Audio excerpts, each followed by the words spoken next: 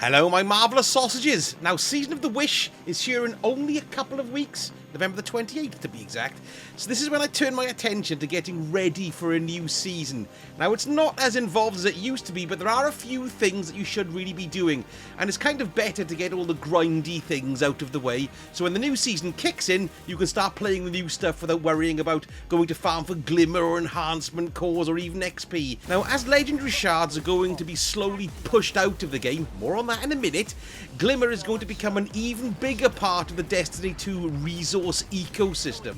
Now, of course, there are plenty of ways to get Glimmer from just playing the game.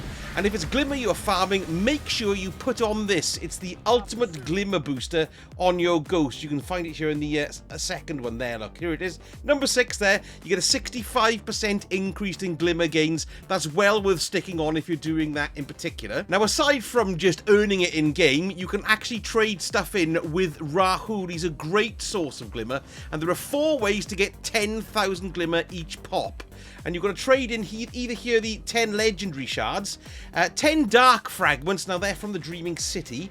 You've got the phantasmal fragments, they're of course from the moon, and then finally here always pieces from Europa. Now all of these can be picked up by doing either destination bounties, public events, the destination activities such as Blind Well or Altars of Summoning, and also Lost Sectors, and of course your normal patrols.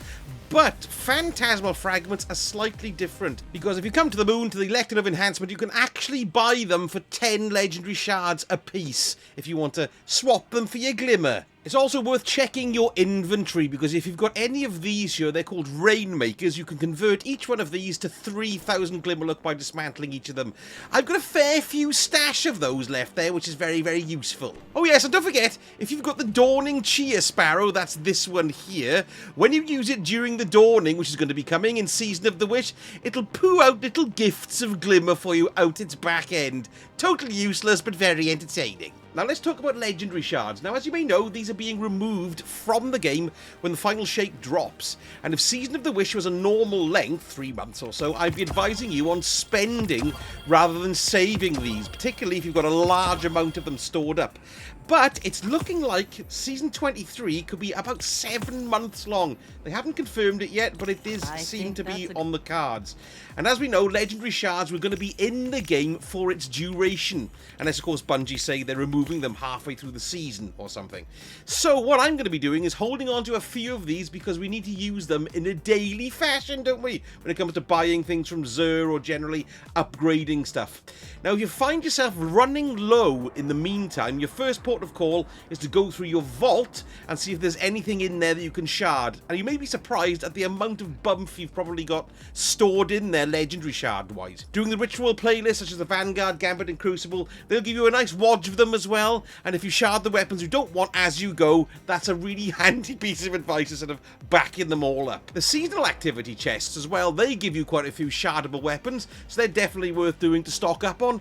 And if you find you have loads of legendary shards and you're looking to spend them, I've done a vid that goes over all the different ways to spend them so you can make the most of them, and I'll stick the link. It's on the screen now, and I'll stick it at the end as well. Next, let's talk about enhancement cores, and the most reliable way to get these babies are the bounties here from Banshee. And don't forget as well, Banshee's getting a rework next season in Season of the Wish, and he'll have gunsmith engrams and also the ability to focus the weapons too.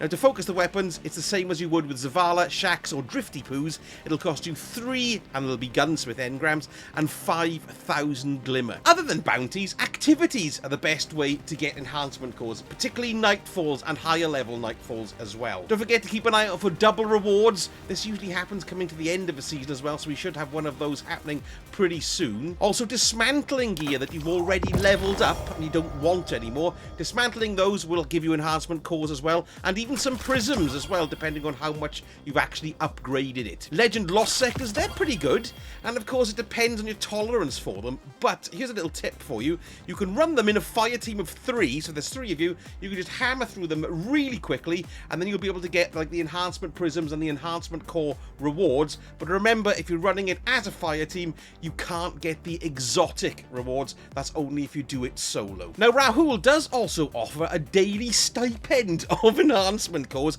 You can buy 5 a day from him, and they cost 30 legendary legendary shards, look. So that's a nice way to spend those babies for 5, there we go, and then it goes dim until the next day. And finally, back to your inventory for these enhancements cores. If you've got your finest matter weaves, you can just dismantle these now to get 1 core. I've only got a few left, there's a shame, but you might have a few of them pugged away, so make sure you use that if you're short. Height's got nothing to do with it. Next on the list, we have Enhancement Prisms. As far as earning them goes, you can get them again from the Nightfalls. Higher level Nightfalls do a better job of giving you the rewards, but you do have a chance on Hero, Legend, and Master for those. And remember, we do get double rewards as well, and this applies to every single one of these materials I'm talking about, so make sure you're playing the Nightfalls when there are double Nightfall rewards.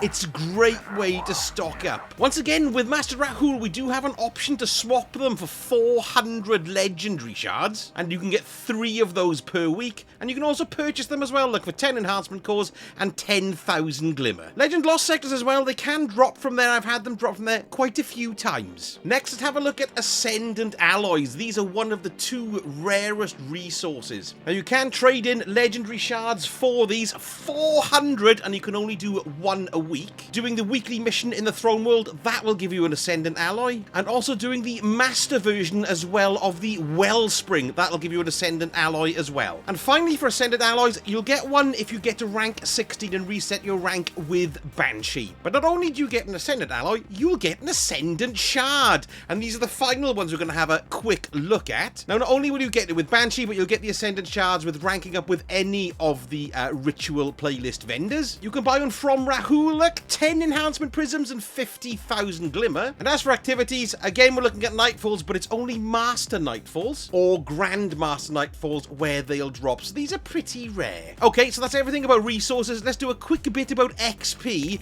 because you're going to need XP to unlock the artifact mods. And to do it earlier on in the season is a good thing, because you can get to use all those juicy mods. So the best way in order to get XP is to store up some bounties and keep them until the new season releases, and then cash them in. Just make sure when you do cash them in, though, you've got this on, the Blinding Light mod for your ghost. Gives you a XP increase by 12%. And also, and very importantly, make sure you've picked up the artifact first. Don't just go piling in and cashing in all your bounties at the very beginning, because otherwise your artifact won't benefit from the XP gains. So it's bounties, and you want to prioritize weekly bounties to do this for your XP. So you can get these from either Shohan on the Cosmodrome, Varix on Europa, Eris and Elective Enchantment on the Moon, and Petrovenge as well in the Dreaming City. Now, these weeklies will give you 12,000 XP each. Then we've got dailies, they'll give you 6,000 XP each, and then finally the repeatables will give you 3,000. Do as many of these as you can without going insane. It is worth it, trust me. Now, the other kind of bounty you've got is the Transmog ones here with Ada, and you can do 10 of these per season. Look, I've been utterly awful. I've only done 1 so far. I blame Starfield. Well, anyway, you do the bounty, and then you bring it to the loom here, and that converts your synth cord into a synth bolt, and then you can use that 1 synth bolt to unlock 1 particular piece of armor. But if you want to do all 10 before the season is up, you've still got time to do that, and that's not just 10 per account, it's per character. Oh yes, and here's something to think about: the seal for this season. This one here, what's it called again? I haven't done it. Look, it's the Haruspecs seal. Now, it's better to try and finish this off during this particular season instead of trying to do it when you've got all the new stuff to contend with when Season of the Wish starts. Look, I've only got to get a few more kills with, well, I say a few more. I've got to use a few of the new weapons. None of them really took me this season, which is why it's taken me ages to do that.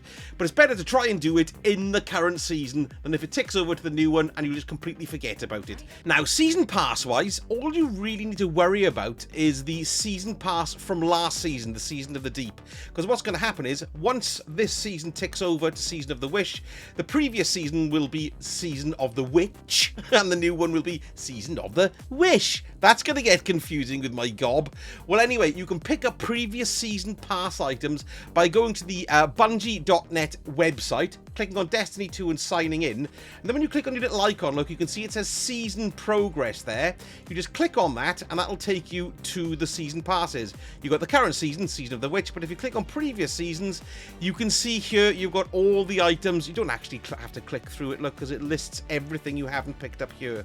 Now, this is the thing. These deep site harmonizers, make sure you use these up, look, because I got 1, 2, 3, 4 of these to use, and you can only hold 1 10 at once, which is a right pain in the backside, and it's really stupid, and they just need to change it to at least 5, because those deep sight harmonizers you use to extract patterns from weapons if you're trying to get the weapons so you can craft versions of those weapons that you want.